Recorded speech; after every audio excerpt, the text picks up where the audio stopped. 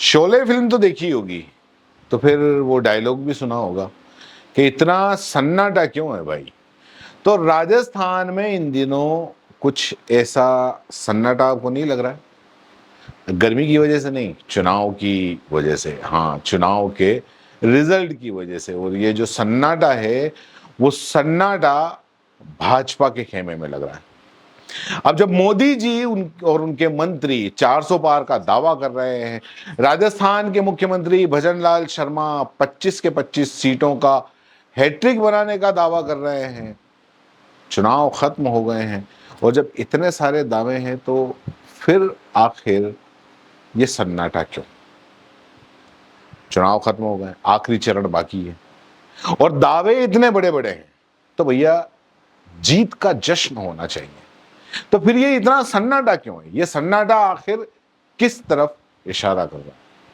काफी तरफ कर रहा है, चलिए कुछ जानते हैं। तो दरअसल एक सन्नाटा तो राजस्थान में भाजपा के बड़े बड़े जो नेता हैं उनकी तरफ से है। सबके सब चुप बैठे हैं, बड़े बड़े नेताओं को, क्योंकि वो तब से चुप है दरअसल जब से उनको साइड लाइन में, किरोड़ी मीणा की बात नहीं कर रहा हूं, वो उनका केस अलग है जो हम आपको वक्त वक्त पे बताते रहते हैं। बाकी के जितने भी बड़े दिग्गज नेता हैं वो तब से चुप हैं जब से उनको साइड लाइन करके, जिस तरह से एक चिट्ठी ने भजनलाल को सीएम बना दिया, उसके बाद में सारे दिग्गज नेता चुप हैं और बस एक मौके की तलाश में है। और दूसरा ये भी है कि राजस्थान में जिस तरह से खबरें आ रही हैं और उसमें भाजपा की स्थिति क्लीन स्वीप की तो बिल्कुल नहीं दिख रही है, और इसीलिए जो बाकी के जो भाजपा के जो दिग्गज नेता है वो मतलब जितने भी जो वरिष्ठ नेता हैं उनके खेमों में ये जो छोटे मोटे नेता हैं वो अलग अलग खेमों में जाने की जुगत लगा रहे कि बैठे हैं, और इसलिए वो चुप हैं, चुपचाप इधर उधर वो जाने की जुगत लगा रहे हैं। जोधपुर की अगर बात करें तो वहां से गजेंद्र सिंह शेखावत, वो चुनाव के बाद से चुप है, बिल्कुल उन्होंने चुप्पी साध ली है, क्योंकि उनकी नजर सारी के सारे रिजल्ट पर है। गजेंद्र शेखावत की जो रिपोर्ट जो दरअसल आ रही है उसमें उनका क्लियर निकल जाना थोड़ा मुश्किल दिख रहा है। वहां की लड़ाई यानी लोकसभा की उनकी जो सीट है उसको बचाने की जुगत वो किसी न किसी तरीके से वो कर रहे थे, और वो उनको भारी पड़ती हुई दिख रही है। दूसरी तरफ वसुंधरा राजे जो गजेंद्र शेखावत के बिल्कुल अपोजिट है, तो ये वसुंधरा राजे की तरफ से भी थोड़े से इनसिक्योर है। हालांकि वो कह चुके हैं, ऑन कैमरा कह चुके हैं कि वसुंधरा से 36 का आंकड़ा है, और वसुंधरा भी चुपचाप चुप्पी साधे बैठी है, क्योंकि उन्हें भी 4 जून का इंतजार है, और कहा यह जा रहा है कि 4 जून के बाद में वसुंधरा की चुप्पी जब टूटेगी तो ऐसी टूटेगी कि सब के सब देखते रह जाएंगे। और यही नहीं, ये भी कहा जा रहा है कि वसुंधरा का पूरा के पूरा एक्शन प्लान बनकर तैयार है। अगर 4 जून के रिजल्ट जैसे ही अगर विपरीत आए तो भैया फिर आप देखिए क्या होता है। वसुंधरा राजे विधानसभा चुनाव के बाद भजनलाल शर्मा को मुख्यमंत्री बनाए जाने से लेकर अभी तक बिल्कुल वो चुप्पी साधे हुए हैं। उन्हें लोकसभा में कोई भाव नहीं दिया गया, मतलब प्रचार के लिए नहीं बुलाया गया, चुप रही। उन्हें ज्यादा कोई बड़ा पद नहीं दिया, कोई बड़ी जिम्मेदारी नहीं दी, चुप रही, कोई विरोध नहीं किया।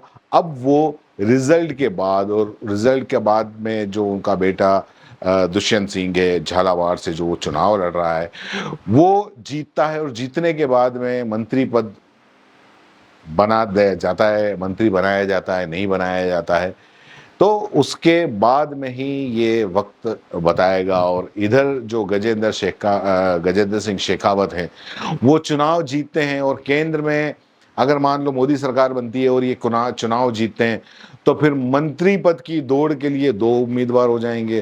तो इधर गजेंद्र सिंह शेखावत भी इनसिक्योर हैं, और इधर वसुंधरा राजे भी पूरा का पूरा दाव लगा के बैठी हुई हैं। इसलिए इनको पता है कि अगर गजेंद्र सिंह शेखावत को पता है कि अगर वसुंधरा के बेटे दुष्यंत सिंह चुनाव में जीत होती है उनकी, तो फिर मंत्री तो एक ही बनेगा दोनों में से, और गजेंद्र सिंह के चांस कुछ कम लग रहे हैं। और इसीलिए दोनों खेमे वसुंधरा और गजेंद्र सिंह शेखावत में अभी सन्नाटा है, फिलहाल सन्नाटा है।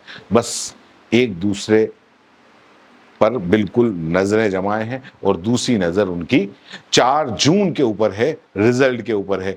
और वसुंधरा एक तरह से पिछले कई महीनों से सियासी गुस्से का कड़वा घूंट पीकर भी बैठी हुई हैं और शांत बैठी हुई हैं।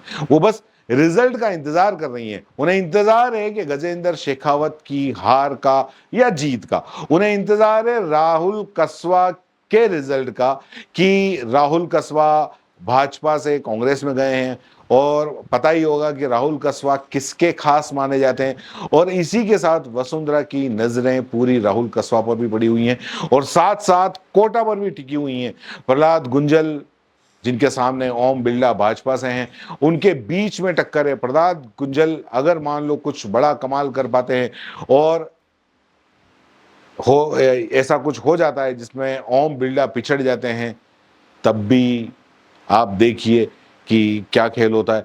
मतलब वसुंधरा के तर्कश के तीर अगर सही लग जाते हैं तो फिर उनके तेवर पूरी राज्य के जितने भी नेता हैं वो देखेंगे। फिलहाल तो वो चुप हैं, बस उन्हें इंतजार है 4 जून का। हमें भी इंतजार है, आपको बताएंगे, लाइव आकर बताएंगे कि क्या रिजल्ट रहता है।